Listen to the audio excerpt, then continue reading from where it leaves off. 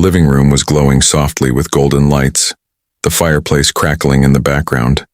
I had spent the last 2 days preparing the house just like she remembered from childhood. Garlands on the staircase, the scent of cinnamon and pine in the air, and the table set with the antique silverware her mother once loved. It was my first Christmas alone since losing my wife, and I had poured all my energy into one hope, that my daughter, Emily, would come home. I woke up early that morning, just like when she was a child. Back then, she'd race down the stairs, before sunrise in her footy pajamas, her eyes sparkling as she tore into the gifts under the tree. I smiled at the memory, then looked at the time.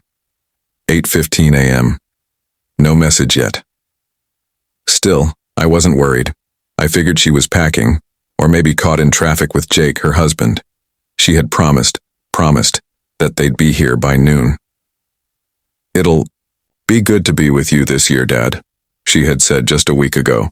"I miss Mom too, we need this." By 10:30 I had started to worry. I texted her, "Let me know when you're on the way, I'll keep the food warm." No reply. I tried to distract myself, straightening already perfect napkins, reheating the roast, adding one more log to the fire. I kept checking my phone, each vibration a jolt of hope, then a small disappointment when it was just another promotional message or a friend forwarding a chain of Christmas jokes. At 11:47 she called. "Hey Dad," she said, and immediately I could tell something was wrong. Her voice was too soft, too careful. I froze. "Are you okay?" "Yeah. Jake's mom isn't feeling well. She's had this cough and he's really worried. We're flying out to see her this afternoon. I'm so sorry, Dad. We were looking forward to coming, but family emergencies." Family emergencies. The irony hit me like cold wind. I didn't speak for a moment, afraid my voice would crack. "Of course. Family comes first," I finally managed, though my throat felt tight. "I hope she feels better. I'll call you tonight, okay? And we'll plan something for New Year's, maybe?" I forced a smile she couldn't see. "Sure, Emily, be safe." When the call ended, I just sat there, silent. The roast in the oven, the pie cooling on the counter, the gifts under the tree.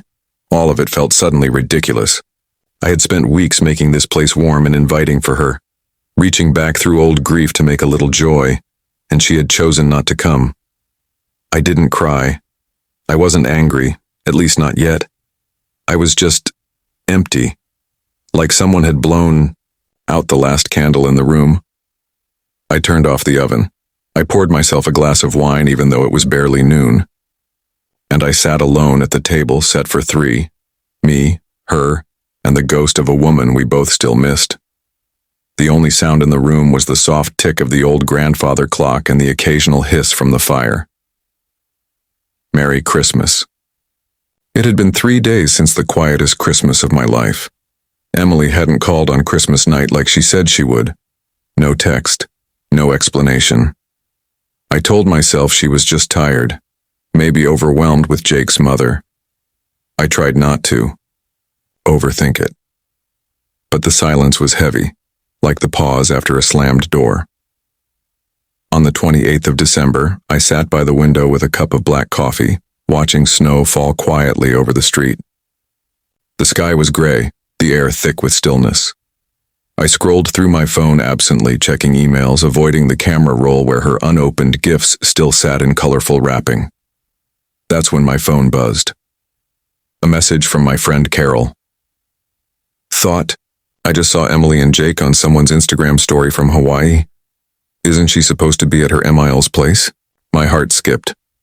I opened the link she'd sent. It took a second to load, and then there it was, clear as day. A short video of a beach bar in Maui, set to some upbeat pop music. In the background, just for a moment, I saw them. Emily and Jake laughing, sun-kissed, holding drinks with little umbrellas. She was wearing the sundress I gave her 2 birthdays ago. Jake had his arms around her as they looked out at the ocean. No hospital. No sick mother. No emergency. Just paradise.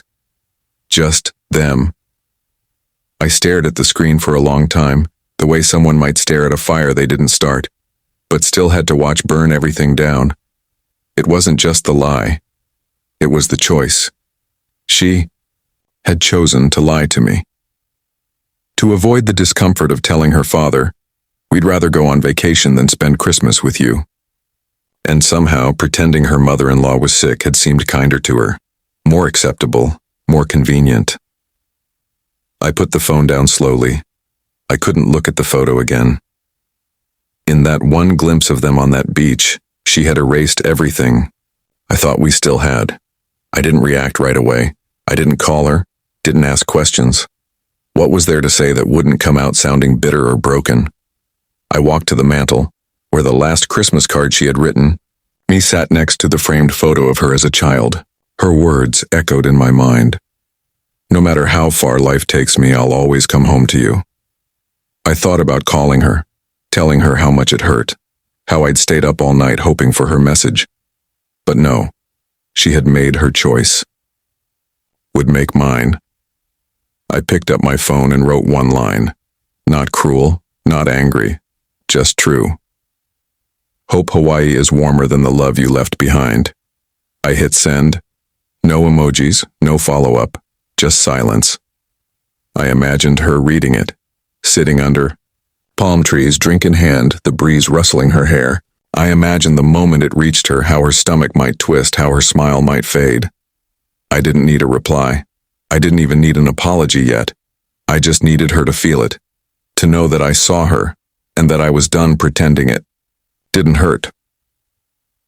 It was late, well past midnight, when my phone rang. I was in bed, but sleep had not come easily these past few nights. The sound startled me, and for a moment, I just stared at the glowing screen. Emily. My thumb hovered over the green icon. I took a breath before I answered. Hello? There was silence on the other end at first, then a sniffle. Dad? Her voice cracked. I got your message. I didn't say anything. I waited. I'm so sorry, she whispered. Please, don't be mad at me. I'm not mad, I said quietly, and it was true. I wasn't mad anymore. That storm had already passed. What remained now was colder, quieter. Disappointment like ashes after a fire. She let out a small sob. It wasn't supposed to happen like this. Jake booked the trip last minute. His mom's fine, really. She just had a little flu, but nothing serious. He said we needed to get away to recharge. I didn't know how to tell you. I was afraid you'd be hurt. So you lied instead? I asked. There was no anger in my voice, just weight, like the sound of something falling and not landing. I didn't mean to. I thought I'd call from there. Explain everything. But when we got here and I saw how beautiful it was, I felt guilty. Every time I looked at my phone, I didn't know what to say. I sat up in bed and looked out the window. Snow was still falling, soft and endless. I waited for you, Emily. I cooked your mother's old recipes, set the table with the good plates. I even bought you the books you said you wanted. I know, and I hate myself for it. I thought you'd be okay.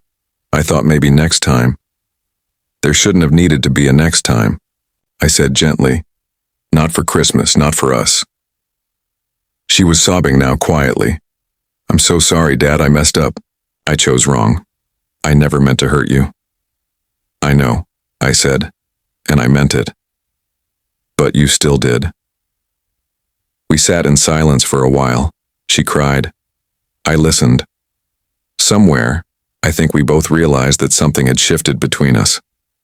Not broken, entirely, but cracked. And cracks don't always disappear just because you wish them away. The following year came faster than I expected. The seasons changed, and life, being what it is, continued in its quiet, stubborn way. Emily called more often after that night. She visited in the spring, brought flowers, and helped me clean out the garage. We laughed again. We shared meals. She tried. I could see it. But something between us had changed, like a photo left out in the sun. Still recognizable, still meaningful, but faded somehow. When December came, she asked gently, "Can we spend this Christmas together?" And I paused, not out of anger, but clarity. "I think I'll keep it quiet this year," I said. "I've made peace with being on my own. It's easier when you expect less." She was quiet on the other end. "Dad, I want to make it up to you." "I know you do, and maybe one day you will." I didn't say it to punish her. I said it because it was true. So that Christmas, I lit the fire again. I read an old book. I cooked a simple dinner. And I sat at the table, alone, but not bitter. Sometimes, peace comes not from who joins you, but from who you choose to let go. And somewhere far away, I hoped she was warm, loved, and thinking of me. But this time, I didn't wait for a message. This time, I didn't expect anything. Because sometimes, one Christmas is all it takes to teach you who's worth the place at your table. And sometimes, one text is all it takes for someone else to regret losing it.